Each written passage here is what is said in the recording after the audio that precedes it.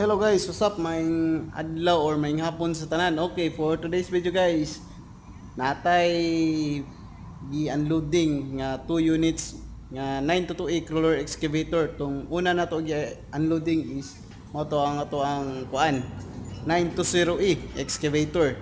Katong isa, tong color yellow ang atong ikaduha mo ni ang 922E nga color pula. So sa mga nangita o gusto og pula, natay daghan available ani, natay tulo ka unit ang moabutay pa. Ang duha ani coming na diri kay i-unloading pud to pag maabot to diri ano.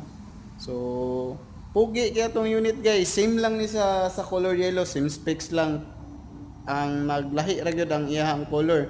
So murag nabagay pud ni sa mo ang color sa amo ang company. So pugi kayo atong unit guys.